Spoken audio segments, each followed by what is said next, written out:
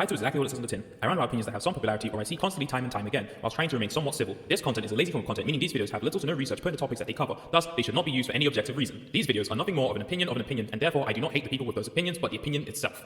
Do not harass others for having different opinions. You can debate in the comments, but please try to keep it civil. You got that? Now let's get into the video. Whoa, a Destiny 2 video? Something I haven't made in ages! Last Destiny 2 video was when Shadowkeep was out, and the gameplay was the Nightfall during Season of the Forge. Funny how time flies, huh? The only reason I haven't made a Destiny 2 video was mostly because I didn't really see an opinion that was worth complaining about, plus getting gameplay is actually really difficult for me to do, but now I have a capture card, so now I can record gameplay this time. I also stream too, feel free to follow me at Twitch, at twitch.tv/EasyRail34. I'm pretty sure I was trying to make an inappropriate joke there. I made it when I was 14, so you know the mind of a 14-year-old, unfortunately. I did used to capture gameplay by just streaming on Twitch and downloading the VOD, but that either requires a lot of video editing that I do not care about sometimes, which is why the last one I did was 1 hour long. Also, sometimes an opinion just starts being had once I even conceive of the topic, and so it becomes redundant to make a video on, because no one really cares anymore to talk about it. Now that I have gameplay, and an opinion that I hate, I now have something to talk about. Royal Glass has finally returned, and so now that should be the gameplay on your screen. And hey, guess what? I finally have relevant gameplay, unless I took 9 years to make this. That would be terrible. Right? Vault of Glass was the first raid in Destiny 1, which has now returned in a revamped version in Destiny 2. Atheon, the final boss of the raid, has an encounter which isn't entirely difficult, but just really easy to fuck up on. So, when the encounter starts, Atheon starts by teleporting 3 random people in your fire team of 6 to one of 2 locations. So the lore correct version would be past and future, because Atheon sends you through a time stream, and he could really only be sending you into the past or future, because obviously in the lore, the Vault of Glass, there's a bunch of timey-wimey stuff going on there. And also, we're on the planet Venus, so yeah, past and future is correct lore-wise. But it's not instinctively recognizable to anyone in the game. For the group that's being teleported in, especially if the players are new, they have no idea what the heck past and future look like, and it's not as memorable. Which is why a lot of LFG groups use Mars and Venus instead. Mars has sand, looks barren, therefore past is Mars. Venus looks green in game, so it's just easier to remember to most people's heads. It's really easy for people to remember, which is why some people just use, say, red and green, because again, those are just easier instinctively things that people recognize. Especially for the team that's being teleported in, they're not going to remember past the future. So I don't get why a lot of the Destiny community were really arguing over people to not use Mars or Venus. Yes, we get it, it's not correct, but it is so much easier for LFG groups. Plus, I am a friendless solo player when it comes to Destiny 2. I have the LFG with so many different people. Okay, so to me, Mars or Venus is so much more efficient, and it's just make snappy decisions. The easiest way for me to remember where Mars and Venus are is the fact that Mars has 4 letters, left has 4 letters, easy. It's the same way I remember port and starboard. But you may be saying, well, why don't you just run a clan? Sure, but by doing that, by playing just with a clan, I've severely limit my raid pool, which also would limit time I would be able to play the game, because I'd have to play when they're available. Whenever I go on Destiny, I would like to do what it is I want to do in the game. I don't like waiting for people to get on. Especially because I don't know when people are on. I don't know when people are awake. I don't like to wait for people to be awake before I can, do something in game.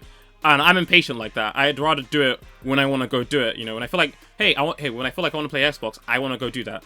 Despite the tangent, these aren't the callouts that annoy me. It's the Oracle callouts that annoy me the most. So in Atheon, if you're one of the 3 players that gets teleported into either Mars or Venus, there are oracles, which are these 3 red colored orbs that you need to shoot in the correct order. The oracles can only spawn in 6 spots in the room. The only way to know the correct order is that the team on the outside will see the oracles spawn one by one in the correct order.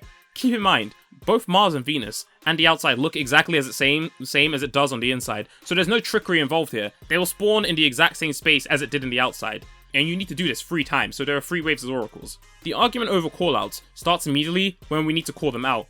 Okay, the argument over callouts starts immediately when we need to call them out.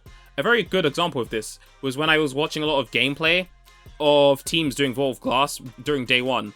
Whenever the outside team was in the back of the room, yes, the back of the room, and the inside team would spawn on the opposite side of the room, when they teleported, the inside team would get oracles mixed up, because from their perspective, left and right are flipped. Initially, the idea was to have the person outside to reverse their callouts to make it easy, but that's dumb and kinda weird to think about, because then do you flip front and back too? However, some LFG groups I've been in have just opted for having the inside team just go to the back of the room, yes, the back of the room, so that they would be aligned with the outside team when they called out the oracles and avoid ads at the same time. Some teams I've been with usually refer to the oracles based on their position. One such example I've seen being used is front left, back left. That works out when you realize what is considered the front of the room and the back of the room are different. Personally, I hate this argument because whatever people consider the front of the room is not the front of the room, and what people consider the back of the room is not the back of the room. That kind of angers me, because I get that when you enter the room, that's the front of the room, because it's where you enter, and therefore the furthest away from the entrance is the back. But I just cannot look at it like that. I kind of look at raid encounters like a classroom or like a public speech that's going on. So wherever the person is speaking is, that means that's usually the front of the room, because most of our interactions in this raid are directed specifically at Atheon, plus the room we're in is called a throne room. Why would we refer to where the glass throne is as the back of the room? Not the front of the room. It's the front of the room. This is especially annoying when I was doing Tanics Part 1, where different teams referred to L1 and L2 completely differently. One team I did Atheon with referred to our Oracle callouts as close and far, rather than back and front, because that was easy, because we were at the back of the room, so it was obviously easiest to tell which oracles to shoot. Now, some LFG teams use numbers. Numbers are good because they're really easy to remember, plus the oracles will always spawn in 3 out of 6 locations, so it's not hard to remember which is 1 and which is 2. Except sometimes, you might have a teammate who shouts 1 is 3, 2 is 1, and 3 is 2, and unless you're an expert at deciphering that, you're wiping. There's also the fact that a lot of different teams arrange the numbers differently. One team I was with had the oracles initially labelled in a clockwise order, far left being 1 and far right being 3. Close left would be 6, making a complete circle in clockwise order. However, we then changed it mid-encounter, making me accidentally mess up the callouts because we changed it from the far oracles being 1 to 3 from left to right, and the close oracles being 4 to 6 from left to right. So similar to the clockwise order, it's just that 4 and 6 are flipped because it's like reading from a book from left to right. These callouts are fine, but when people say they are doing numbers, it's going to be so confusing if you don't specify how you've labeled the numbers. It's even worse when people do the clockwise numbers with 1 being far mid.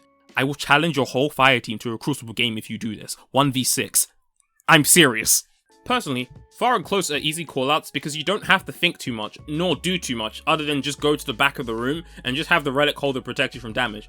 Please, I'm begging you, please do not use the words front or back to refer to oracle positions, because I swear they can be confusing and stupid at the same time. Callouts need to be quick and easy to recognize, without having someone go, wait, what? It's part of the reason I haven't done Rhythm legit, because I callouts can get really overly complicated. That, and the fact that I'm a solo LFG player. Hopefully you enjoyed the video. If you do, feel free to comment, like, subscribe, maybe follow my Twitch or my music channel for more of me, but remember, you've got your own life to live, so go do that.